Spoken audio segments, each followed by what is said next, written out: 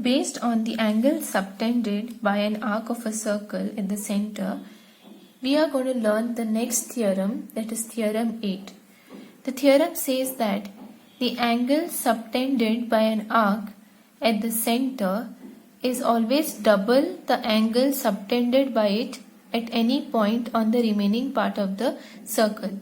So it says that if you have an arc on the circle and it subtends an angle at the center, correct? So let us take three cases for this. You know, when you have an arc of a circle, the arc can be a minor arc, it can be a major arc, or if the 2 points of the arc lie on the diameter, then you will get a semicircle. Okay, these are the three cases that you can get for an arc of a circle. So let us take the first case. Suppose your PQ is the minor arc. So your arc PQ is the minor arc. And what is the angle subtended by the arc PQ at the center? This is the angle which is subtended by the minor arc PQ at the center. Now I am going to measure this angle. If I measure this angle, I get this angle to be equal to 90 degrees. Okay, so this angle which is there is equal to 90 degrees. Now it says that the angle subtended by an arc at the center is double the angle subtended by the arc at any other point on the circle. Okay, now suppose you take any other point, say let us take point A on the circle. So what will be the angle subtended by arc PQ on the circle at point A?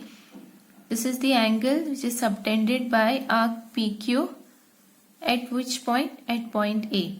So the angle subtended by arc PQ at A is this angle.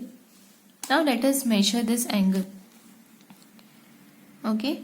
Now this angle, when I measure, I see that I get this angle equal to, now the line is here, so it is 40 is here and 45 degrees. So this angle was 90 degrees and this angle I am getting it equal to 45 degrees. So the angle subtended by the arc at the center is 2 times the angle subtended by the arc at any other point. Now even if I take the point here, you will get the same result. Okay, so 90 degrees is 2 times 45 degrees.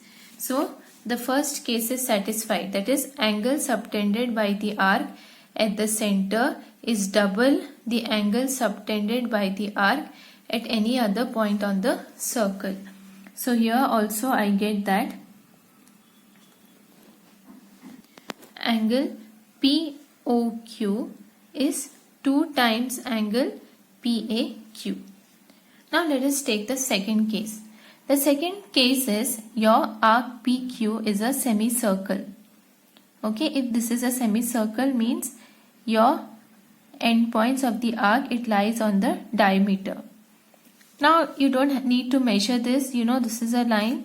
This angle has to be 180 degrees. So angle POQ, okay, this angle is 180 degrees. Okay. Now let us take any other point, say point A again on the circle. Now this angle arc will subtend an angle. These are the endpoints of the arc. So this is the angle subtended by the arc PQ at point A.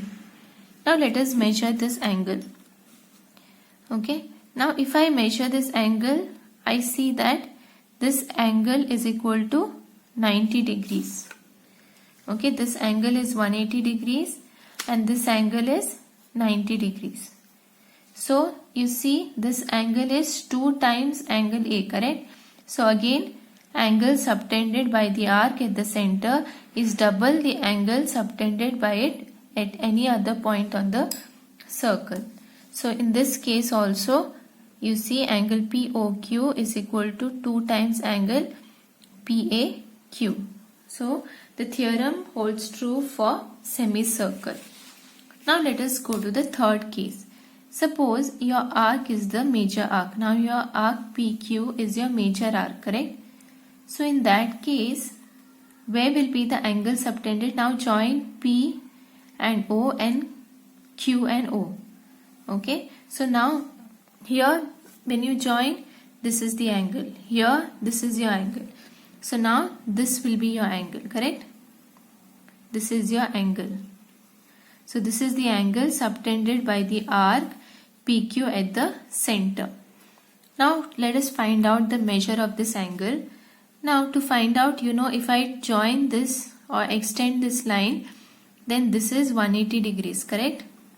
This angle is 180 degrees. Since major arc gives you reflex angle because it is greater than 180 degrees. Now let us find out the remaining part of the measure of the angle. So this angle you see is equal to 70 degrees, correct? So this angle is equal to, so you can see this line here, 70 degrees. I have to measure from this side 0. So it is 70 degrees. So 180 plus 70 degrees is 250 degrees. So this angle is 250 degrees. Now let us take any other point on the circle and let us join the endpoints of the arc. Now we have to find out this angle. Now when I find out the measure of this angle, I see that this angle is equal to, if you see, I am taking this line, so I will start from 0 here. So it goes on like this and the other line falls on 1. Here is the other line. Okay, so this is on 125 degrees. So this angle is, this is 250, this is 125 degrees. So you see this angle is 2 times this angle, correct? So here also your theorem holds true. That is angle POQ is equal to 2 times angle PAQ.